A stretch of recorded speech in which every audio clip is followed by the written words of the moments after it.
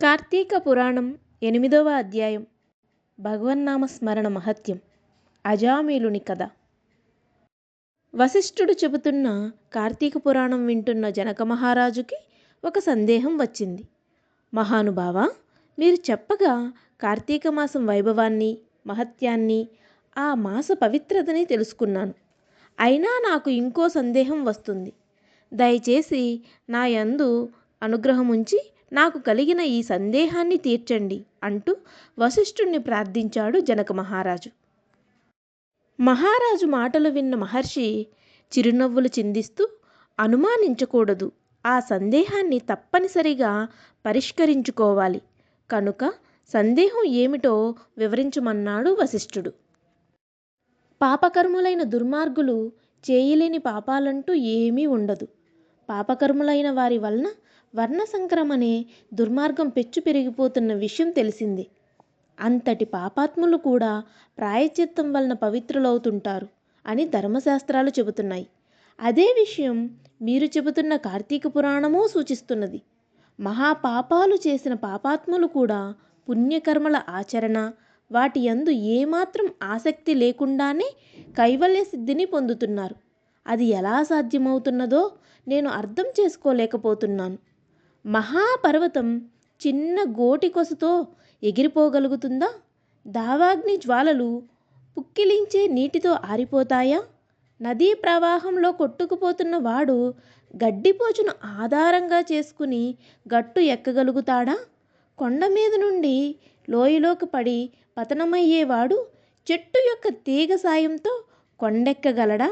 అదేవిధంగా అనేక పాపాలు చేసిన పాపపరాయణుడు పుణ్యగతులను చేరుకోగలడా? ఇదంతా వినడం వలన చెవులు పవిత్రమవుతాయేమో కానీ కార్యసిద్ధి కాదేమో అనిపిస్తుంది.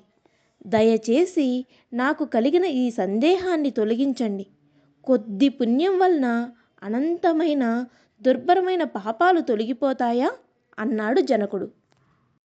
ఓ రాజేంద్ర, చాలా చక్కని ప్రశ్న అడిగావు. మానవులకు గొప్ప ఉపకారం చేసే ధర్మమీమాంసాది అనేక ధర్మశాస్త్రాలను చూశాను నేను. అవి ఎన్నో అద్భుతమైన విషయాలను వివరంగా చెప్పాయి. వాటిని నీకు నేను తెలియజెబుతాను. జాగ్రత్తగా విను. సృష్టిలో మొత్తం 3 గుణాలు ఉన్నాయి. అవి 1 సత్వగుణం, 2 తమోగుణం, 3 రజోగుణం. ధర్మాలన్నీ ఈ 3 గుణాలను ఆశ్రయించి ఉంటాయి. సత్వగుణాన్ని ఆధారంగా చేసుకుని చెప్పబడ్డ ధర్మం సూక్ష్మధర్మం అని పెద్దలు చెప్పారు. సత్వగుణం వలన పుట్టిన కార్యాచరణ ఫలితమును పరమేశ్వరార్పితం చేస్తుంది. ఆధ్యాత్మికత అధికంగా గల ధర్మం. ఈ ధర్మమును ఆచరిస్తే అది సమస్త పాపాలను పోగొడుతుంది. సాత్విక ధర్మ ఔన్నత్యాన్ని నీకు అర్థమయ్యే రీతిలో ఒక ఉదాహరణ చెబుతాను విను. తామ్రపర్ణి అనేది సాగర సంగమ ప్రదేశం. ఆ నదిలో, ఆ ప్రదేశంలో ముత్యపు చిప్పలు స్వాతి కార్తీలో తెరుచుకుని ఉంటుంది. అందులో పడిన అతి చిన్న నీటి చుక్క అమూల్యమైన ముత్యమవుతున్నది.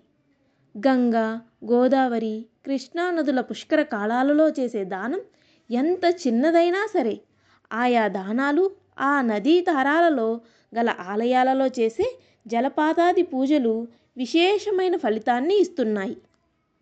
ఆయా పుణ్యాల విలువలను అనంతం అని ధర్మశాస్త్రాలన్నీ నొక్కి చెబుతున్నాయి. ఇక రాజస ధర్మాన్ని గురించి చెబుతాను విను.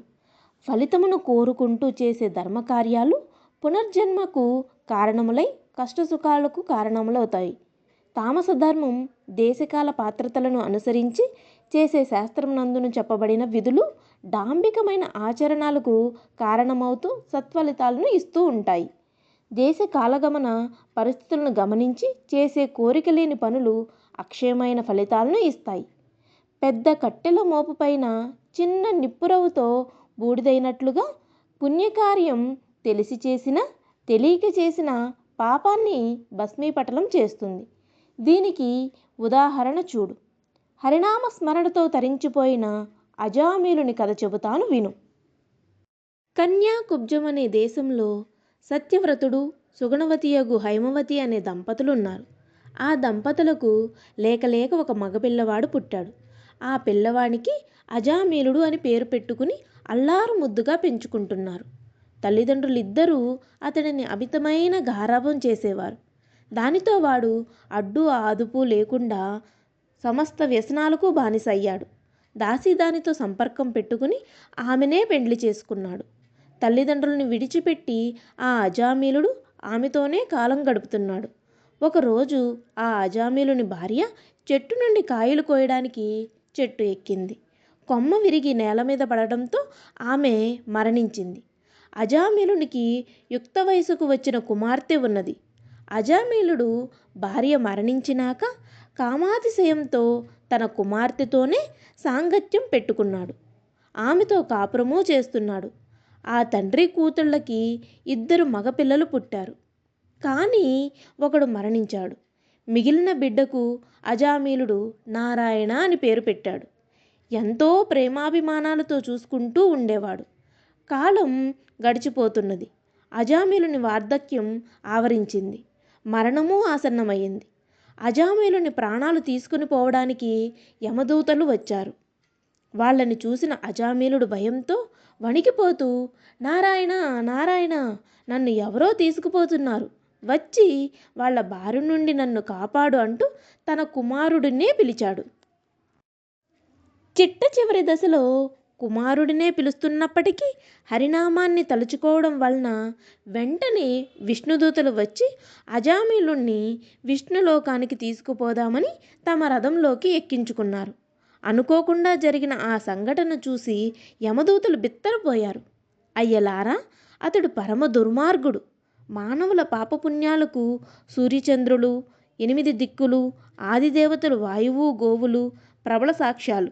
వారు చెప్పే సాక్ష్యాలను అనుసరించే యమధర్మరాజు చిత్రగుప్తుడి చేత చిట్టా వ్రాయిస్తూ ఉంటారు. ఆ పైన ఆయురార్ధ్యము పూర్తయినాక అంతకుముందు వారు చేసిన పాపకర్మలను అనుభవింపచేయడం కోసం యమలోకానికి తీసుకురావడానికి మమ్మల్ని పంపిస్తుంటారు. ఆ ప్రకారంగానే పరమ దుర్మార్గుడైన అజామీలుడు చేసిన దుష్కర్మలకు తగిన పాప ఫలితాన్ని అతడి చేత అనుభవింపచేయడం కోసం యమలోకానికి తీసుకుపోదామని మేము వచ్చాము. మరి ఈ పాపాత్ముణ్ణి మీరు ఎందుకు తీసుకుపోతున్నారు? మాకు ఏమీ తెలియడం లేదు అని యమదూతలు విష్ణుదూతలతో అన్నారు. వారి మాటలు విన్న విష్ణుదూతలు, సమవర్తి దూతలారా, విష్ణునామ స్మరణ సమస్త పాపాలను పోగొడుతుందని మీకు తెలియదా? చనిపోయే సమయంలో హరినామాన్ని తలుచుకోవడం ఎంతటి దుర్మార్గుడికైనా విష్ణులోకాన్ని పొందే అర్హతను ప్రసాదిస్తుంది.